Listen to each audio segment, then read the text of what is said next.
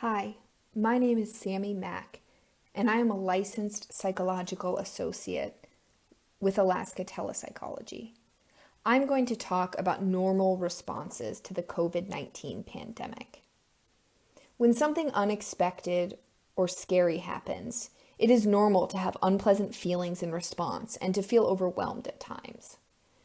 Since the COVID-19 pandemic began, individuals and families have experienced a grab bag of sudden and unprecedented changes in routine, financial struggles, real or feared health concerns, and decreased social support. I will provide an overview of normal responses to this very abnormal time we are living in throughout the lifespan. We'll start by discussing young children, age 1 to 5. For toddlers, the sudden change in routine is disruptive. Obviously, a toddler has limited ability to communicate, so they don't have context for understanding the changes that have occurred. A toddler's behavior may shift in response to perceiving the stress of adults around them and in response to their own routine being upended seemingly overnight. Worry or tension related to COVID-19 in toddlers may look like reluctance to explore the world, increased shyness and clinginess, increased crying, and separation anxiety. Although preschool-age children may have an increased ability to understand the new rules and routines, it does not mean that they're going to like them. In preschool-age children, we may see increased tantruming, excessive thumb sucking, an abnormally large appetite for routine, fearfulness of magical monsters, and apprehension of anything new people, new places, new food, new clothing. Next, I'll discuss elementary-aged children. Elementary-aged children are struggling with the sudden loss of structure following school closures and limited extracurricular activities.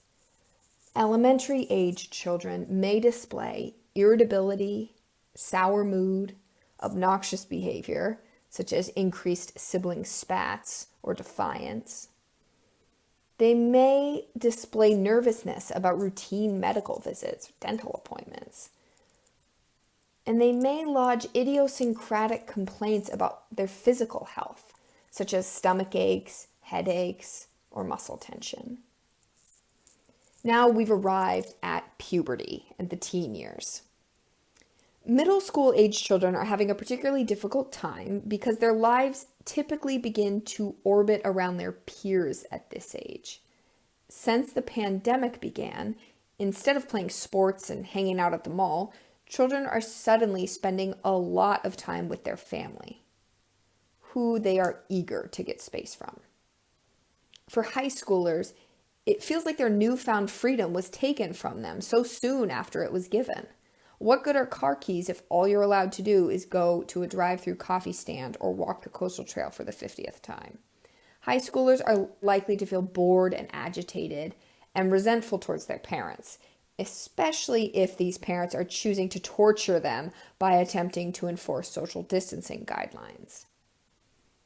A middle or high school age child may respond to COVID-19 by significantly increasing their use of social media and technology, changing their sleep or eating patterns, displaying increased irritability, feeling indecisive about their future plans because it's hard to conceptualize what their adult lives will look like in the wake of the pandemic. Next up is adulthood.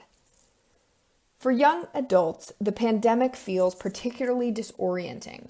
By young adulthood, many people have created a blueprint for their lives and are taking the first steps to move towards their goals. When the pandemic hit, many young adults had to move back in with their parents after their university shut down, or as the most junior person at their job, they were let go. These young adults felt as though their adult lives were just beginning when the pandemic began, and sometimes it feels to them like there's no end in sight. They are suddenly unable to individuate from their parents. Most of them do not want to be back at home and are agitated at the prospect of again having to live under their parents' roofs and abide by their parents' rules. They are interested in dating and pursuing romantic interests, which is at odds with social distancing protocols and having parents for roommates. For young adults in college, they're stressed by online learning and upset at the thought of not returning back to campus in the fall. A young adult may respond to COVID-19 by regressing back to more high school-esque behavior, such as protesting rules, yelling, stomping around, demanding fairness, being irritable, withdrawing socially, and displaying a general lack of motivation due to their uncertain future. Parents who have children living in the home are uniquely challenged right now because they're struggling not only to adapt to their new lives, but helping their children adapt to theirs, and on top of that are often helping to coordinate and or providing care to their own parents as well.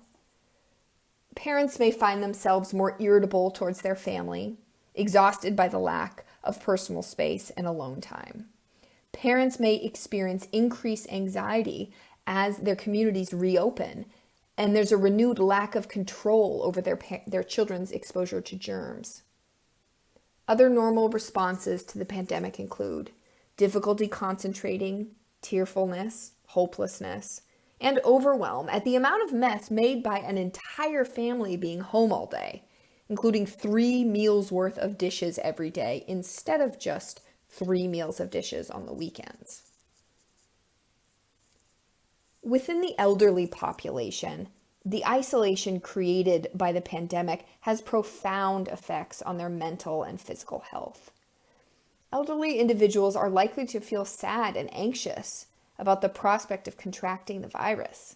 Unfortunately, the technology that makes younger generations feel connected in the midst of physical isolation, like FaceTime, is often less comfortable for the elderly population. Something to consider when interacting with an elderly individual via phone or video chat is that it's best to prepare for the conversation with a few anecdotes to share or talking points of things that might interest them. Coaching children to do the same when talking with their grandparents is a good idea.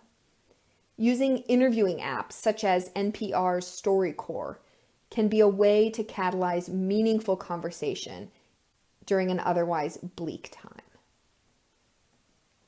I've provided some normal responses to the COVID-19 pandemic.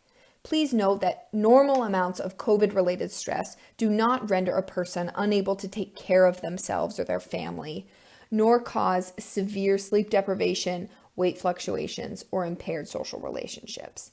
If you or someone you know is struggling, please reach out to a mental health professional or your primary care physician.